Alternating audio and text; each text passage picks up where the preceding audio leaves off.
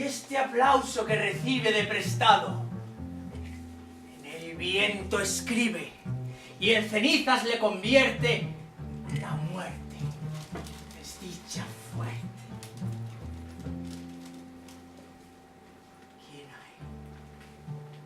¿Quién hay que intente reinar, viendo que ha de despertar en el sueño de la muerte? Sueña el rico en sus riquezas, que más cuidados le ofrece. Sueña el pobre que padece sus miserias y su pobreza. Sueña el que al medrar empieza. Sueña el que afana y pretende. Sueña el que agrava y ofende. Y en el mundo, en conclusión, todos sueñan lo que son, aunque ninguno lo entiende. Good evening, everyone, and thanks for coming again to the Spanish Film Forum from the Círculo Podemos Manchester. Mark Grants, is that all right?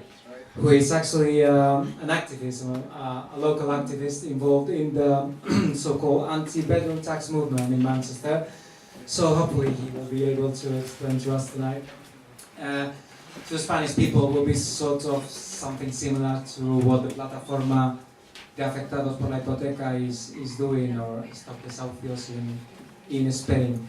But there's also, of course, a global strategy going on with the cities and with urban developments, and also has to do a lot with all those things we've been talking about economy and politics, and how this fracture between the rich and the poor is keep growing.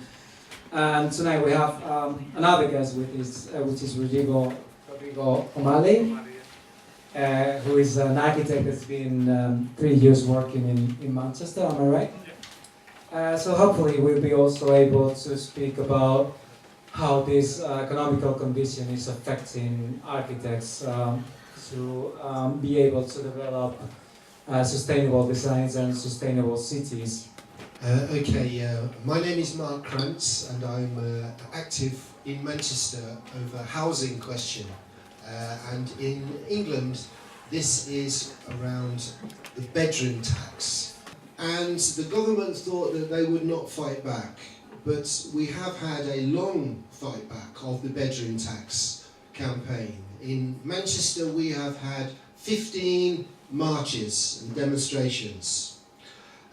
We have been to the courts and protested at the courts, and we have been to the landlords and protested at the landlords. And we have held back the evictions. Many people are hurting, but they have not been evicted in big numbers.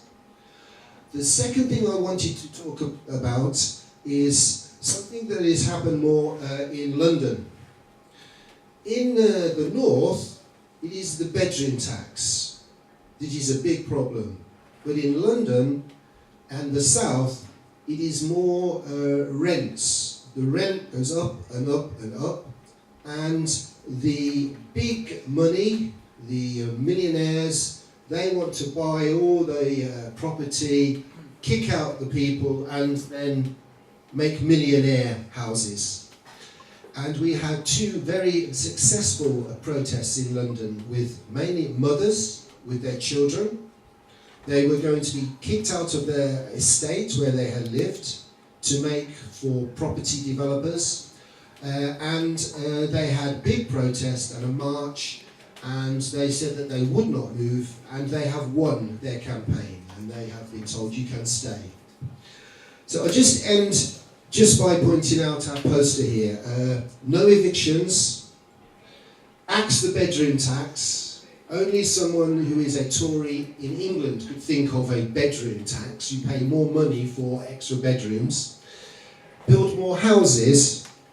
But the main thing, when we say homes for all, the people in the film, where they lived, it was not a good place, but it was their home.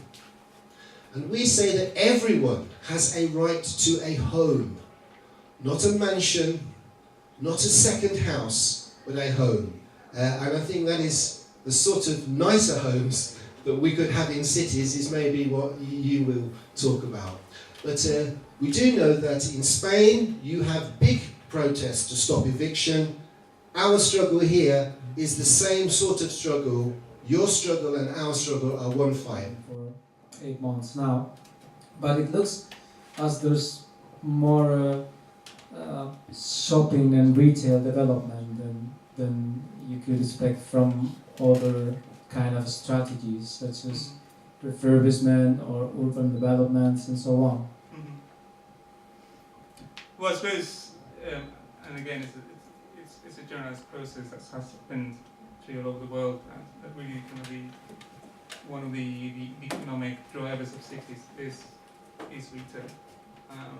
It in itself doesn't have to be bad.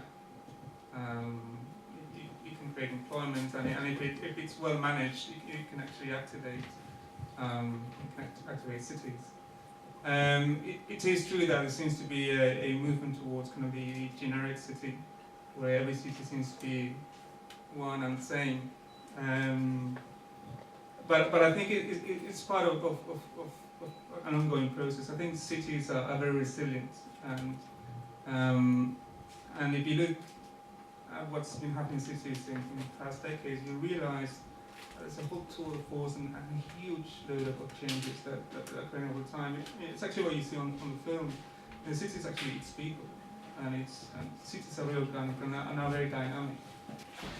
The big problem I understand in Spain is not social housing, it is people that were told you must buy a house, here is a mortgage, and then you cannot pay the mortgage back, and then they evict you from your house and they take the house back.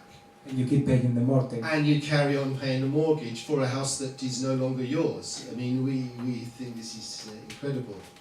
In England, the most sharp crisis for housing is people that do not have any money. It is for the poorest people who don't earn enough money to pay for the rent.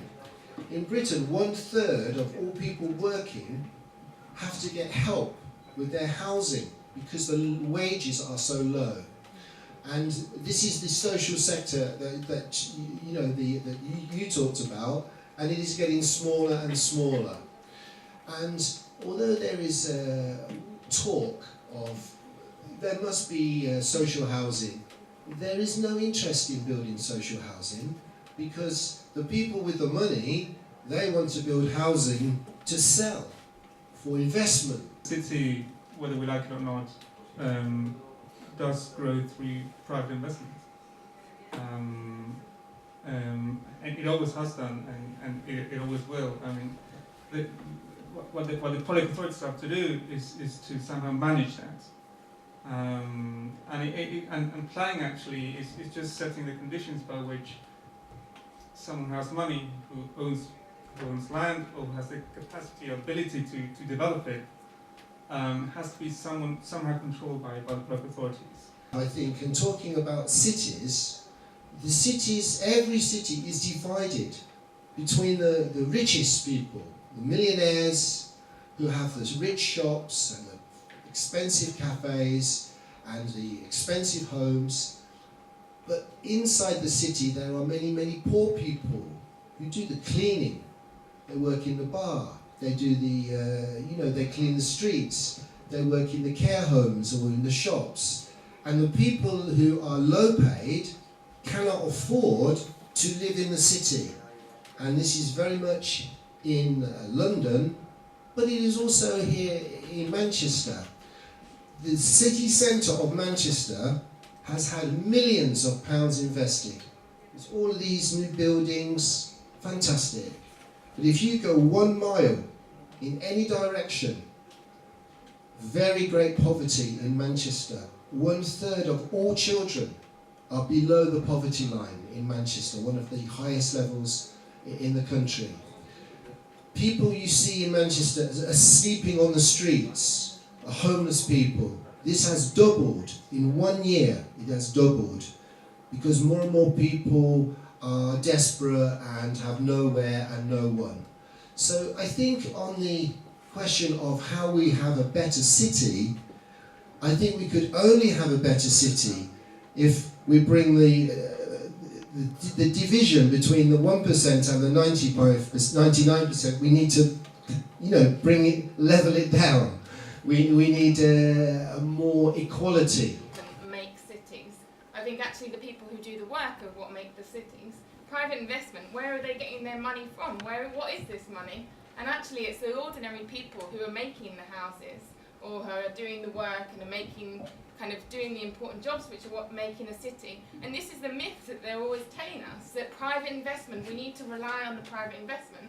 Actually that relies on profit and it doesn't rely on ordinary people. And that's the problem with housing, is that it's been driven by private investment and it hasn't been driven actually by people's needs, which is about social housing. So why is it that every year they say, yeah, we'll make more council houses? Where are they? In England, we've had no council houses for years. So people from my area who've been waiting for years and years to go on a list for council houses, and they don't get them because they're not making anymore, because these cities are being driven by the ideology of private investment. And one other point about the idea of mobility, which has meant that there's a lack of belonging in a city, I think is a dangerous idea, because in cities like Manchester and London, we have a long history of immigration, and actually some of the best kind of collective action, some of the best kind of social housing and some of the best kind of traditions have come from these cities of immigration. So I don't think mobility is a new thing at all. We have a long history of mobility, and actually when people work together in the same kind of social housing, in the same workplaces, that's when you break down those divisions and make these real communities, I think. 2 points. Firstly, you talk about private investment. Well, the biggest landowner in the area is Peel Holdings, and they have a 50-year plan for the region, which is based on looking at transport forecasts, shipping transport forecasts, and basing a development plan in Liverpool and Manchester. City councils have a basic policy that if you can't get development done through Peel Holdings, you can't get development done.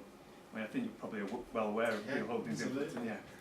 That is one thing. You can talk about private investment, but when you've got a huge block of land ownership in one single company's hands, which is just, social housing is just not on the agenda, you've got a big problem. And secondly, within social housing, within the housing associations who are doing a fantastic job and do need support, but they are resisting the politicisation of their own residents. They have got tens of thousands of residents, and the management know full well the political potential of those residents, but they're fearful. They are fearful even though their workers have taken on the load of social work and are actually directly helping their residents survive, and we're talking about helping with mental health problems and poverty and illness and education problems, which are all being left on housing association officers. The management are still very resistant towards promoting this kind of represent themselves, get these residents organised, and that they should actually express their demands to give it a better voice so we can actually resist things like Peel Holdings. Greater Manchester has now been told by the Tory government that they will be able to run not only the council but also the health service for Greater Manchester. But we have in the council, there has been over 2,000 jobs cut. There has been millions of pounds cut. I think it's nearly £200 million cut from Manchester. So the council has less and less money, but the health service also the same, cuts and less money. And if you put the two together, we are not going to have a better health service and a better council, because it is cuts, because we are in a city that is facing increasing austerity, and austerity is damaging all of the people who are the poorest people, and it is causing a crisis in all of the cities. Based on private hands, and the brick investment started, and we know what happened later, all the big recession and all the situation right now, so we really need to be aware of what we're speaking with. When we say that there is a matter with the land, of course there is a matter with the land, but in my opinion there's a very big thing to do by the local authorities and the councils and the politics if we want to to make a sustainable society. And I think beyond expecting councils to do more or less, or beyond anybody else to do more or less, I think it's really up to us to really enjoy and make sure that we do build the cities. And it's about possibly things as simple as knowing your neighbours, as knowing your local shops, as really trying to be part of a city as much as possible, even if you just live there for 6 months, you know, and to really question what it means to be a citizen. Because I think more and more we are becoming more and more citizens, more than kind of nationals, as we move from city to city. And yeah, I suppose it's really up to us to build up cities and to really create that kind of that sense of I suppose of belonging and engagement. Okay, we need to be closing right now. Let me say thank you to both of the speakers for joining us tonight. And thanks all for coming to this FilmForum tonight also, and please come back. Thank you.